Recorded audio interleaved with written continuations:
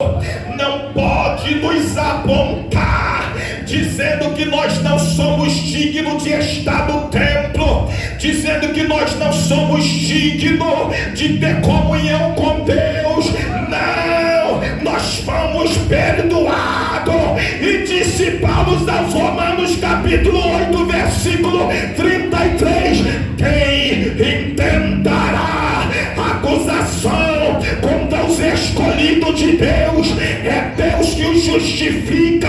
Romanos capítulo 8 versículo 1: portanto, nenhuma condenação há para os que estão em Cristo Jesus, que não anda segundo a carne, mas segundo o Espírito. Salmo 32 versículo 1: bem-aventurado o homem cuja transgressão é perdoada e cujo pecado é coberto. Quem foi perdoado? Quem foi perdoado? Quem foi perdoado? Quem foi perdoado? Levanta.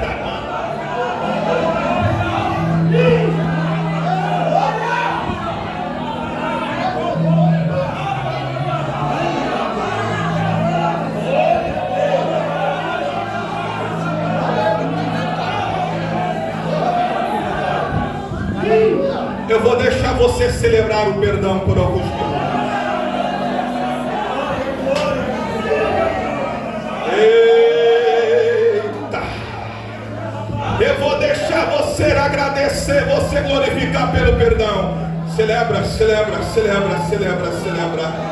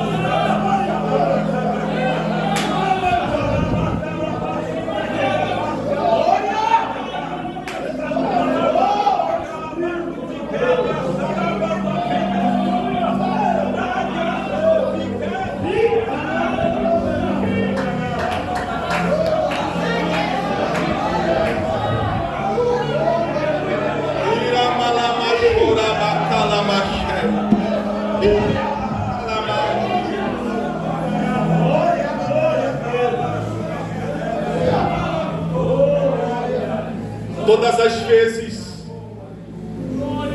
que Salomão entrava dentro daquele templo, era o mesmo que ele estivesse dizendo: só estou aqui porque meu pai foi perdoado.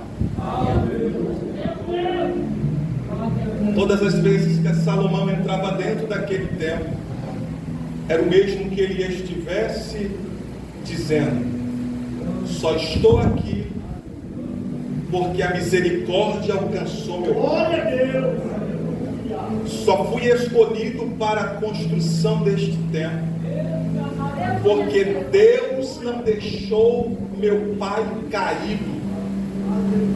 Deus levantou meu pai na iminência da sua queda. Você sabia que todas as vezes que nós entramos por essas portas tem um grande significado? Todas as vezes que você chega nesta casa, todas as vezes que você passa por essas portas e vem cultuar, toma seu assento, levanta as mãos, glorifica, meu Deus, canta, exalta o Senhor, ouve a palavra. Você está celebrando o perdão. Você está dizendo: eu não merecia estar aqui, mas a misericórdia me abraçou. Eu não merecia estar aqui, mas a graça me abraçou. Eu não merecia estar aqui, mas o Senhor revelou o seu amor. E quando e aonde eu estava caído, este amor me levantou. Ora, eu não quero te ofender, mas quem sabe há pessoas aqui que há anos atrás, nesse horário, estava dentro de um bar ingerindo bebida alcoólica. Quem sabe há pessoas aqui me ouvindo que há tempos atrás, neste horário, estava dentro de uma casa de prostituição, praticando todo tipo de orgia. Quem sabe há pessoas aqui que há anos atrás, nesse horário, estava numa boca de fumo, fazendo uso de entorpecente. Quem sabe há pessoas aqui que, se Deus não tivesse encontrado com ele, nem vivo estaria, já teria descido à sepultura há muito tempo.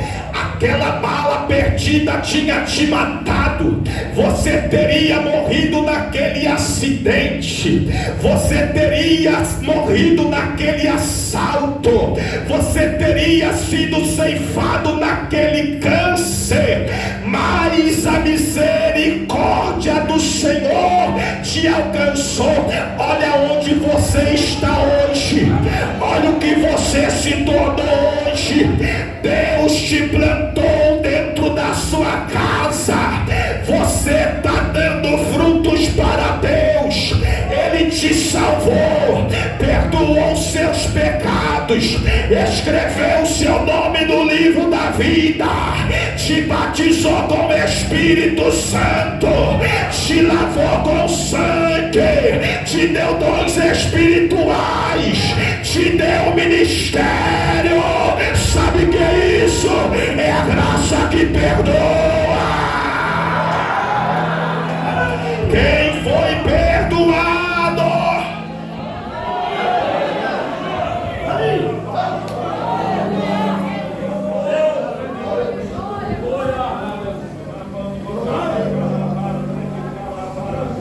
além do mais,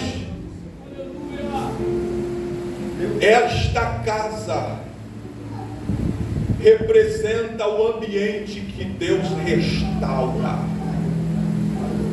Todas as vezes que Salomão entrava naquele templo, ele era obrigado a lembrar: meu pai não pôde construir, mas eu fui escolhido no seu lugar, porque ele foi restaurado.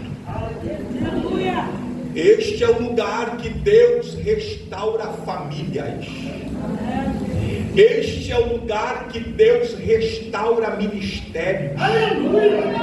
Este é o lugar que Deus restaura vidas.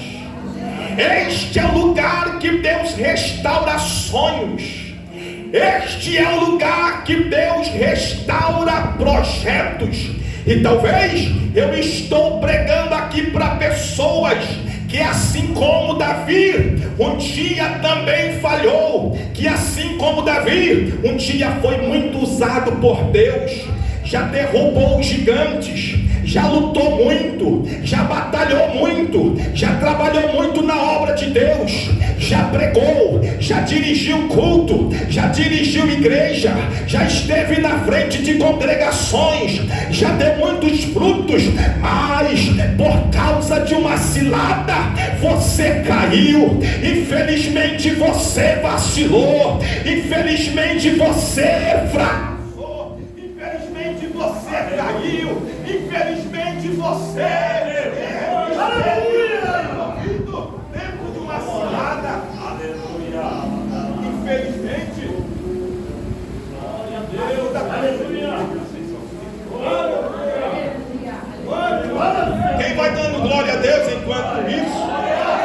Quem sabe estou pregando para pessoas que, assim assim como Davi frutificou, mas um dia você também, como Davi, você caiu, você falhou, mas isto não significa dizer que a história está perdida, não significa dizer que não tem mais jeito para você, não significa dizer que não tem mais esperança, não significa dizer que você vai permanecer caído, até porque no dia da inauguração do templo, Deus se revelou para Salomão e disse: eu ouvi a sua oração e escolhi essa casa como sacrifício. Há de ser que quando eu fechar o céu, ou quando eu enviar gafanhoto para consumir a terra, ou enviar peste sobre o povo, e há de ser que se o meu povo, que se chama pelo meu nome, se humilhar e orar e buscar a minha face e se converter dos seus maus caminhos, então eu ouvirei dos céus, perdoarei os seus pecados e sararei a sua terra. Ei, talvez você caiu, mas isto não significa que você vai permanecer caído. Assim como o Senhor levantou Davi, Deus também pode te levantar, até porque o templo construído também por Salomão no ano 598 aproximadamente foi destruído pelo rei Nabucodonosor, incendiado, mas depois Zorobabel levantou outro templo e o Senhor disse: porque a glória desta última casa será maior do que a da primeira. Ele vai te levantar, ele vai te restaurar, ele vai te restaurar, ele vai te restaurar.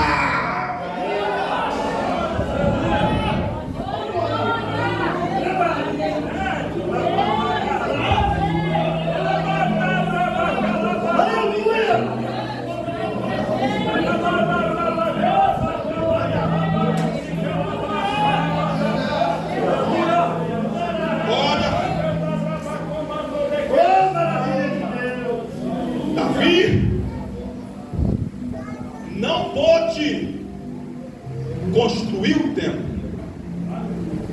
mas gerou o seu construtor. O pecado, eu já estou caminhando para o término, mas preste atenção. O pecado trouxe consequências para Davi, mas Deus não deixou o pecado tornar Davi estéril para a sua obra. Ele gerou aquele que construiu o templo.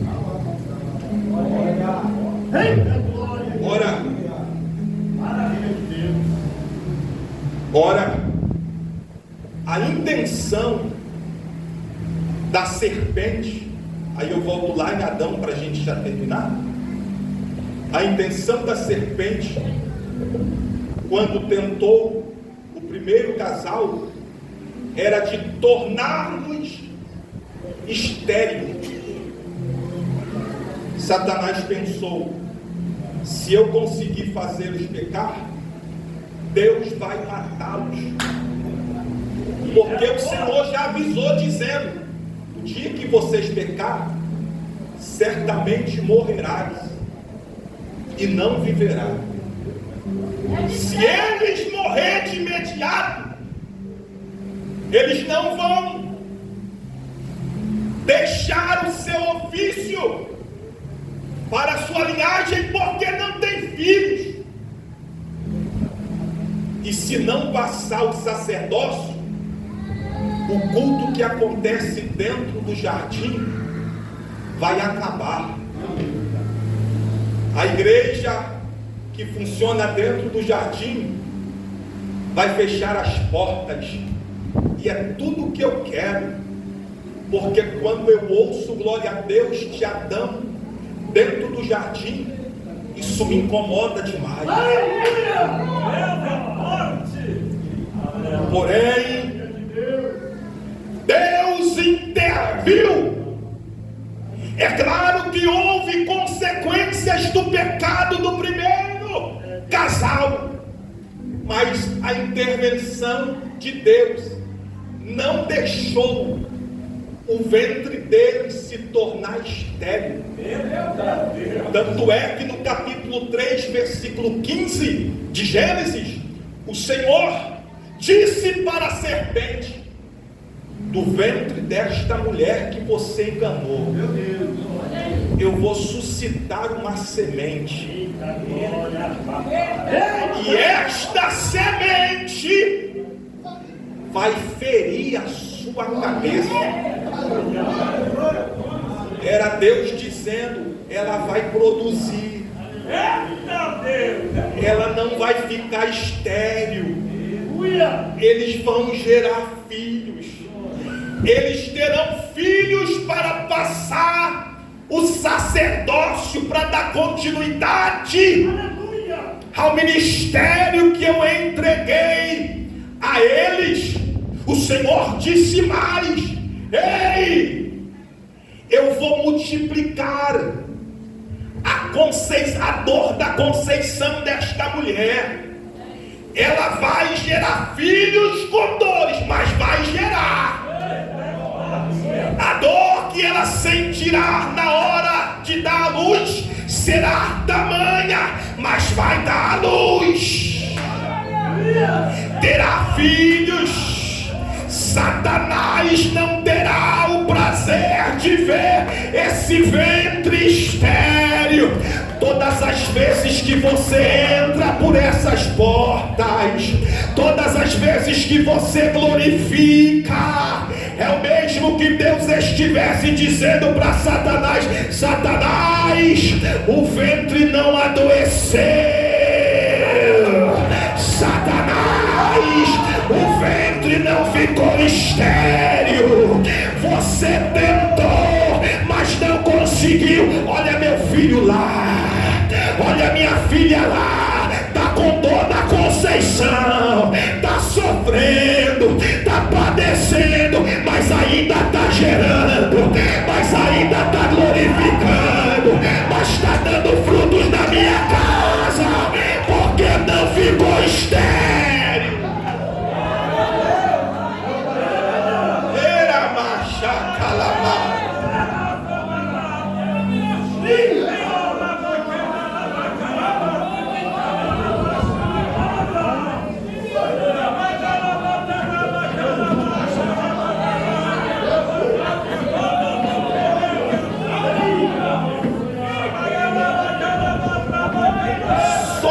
Que sente essa glória, ou aí no plenário também sente?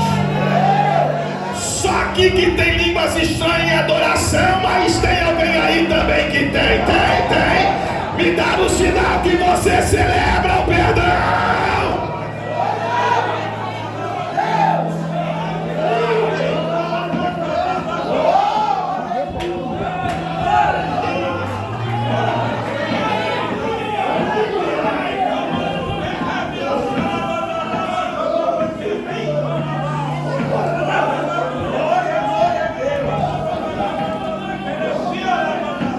Evangelho de Lucas, no capítulo 1,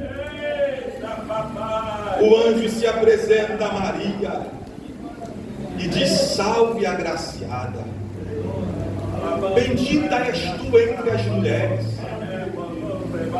eis que em teu ventre conceberás e darás a luz ao filho, e este será chamado Filho do Altíssimo. Era o mesmo que o anjo estivesse dizendo: Maria, aquela semente que lá no Éden Deus falou que colocaria no ventre da mulher, está dentro do seu ventre.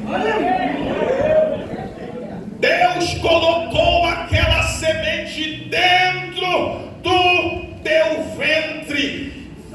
Maria gerou a semente, a saber, Cristo Jesus. Ele nasceu, viveu, e ressuscitou, tão somente para reinaugurar o culto que acontecia dentro do jardim. Ele nasceu, morreu e ressuscitou, tão somente para nos trazer de volta para dentro do templo. Ele nasceu, morreu e ressuscitou, tão somente para nos reconciliar com Deus.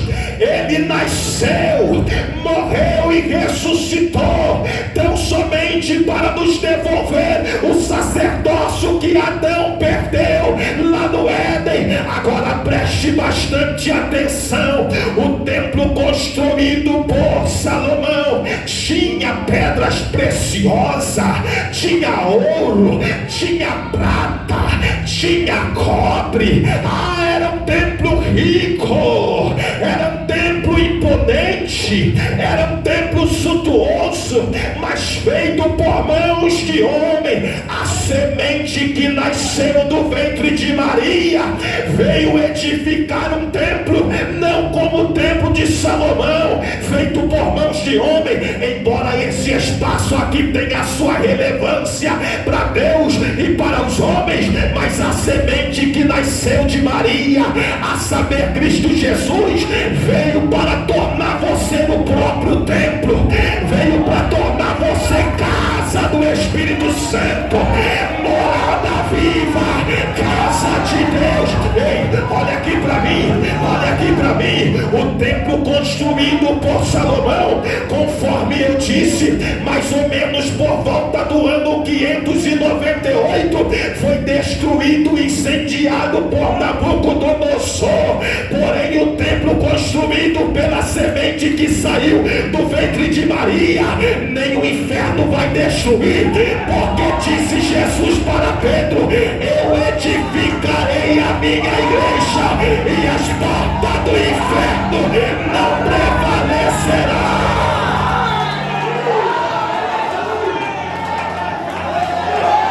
Fica de pé comigo.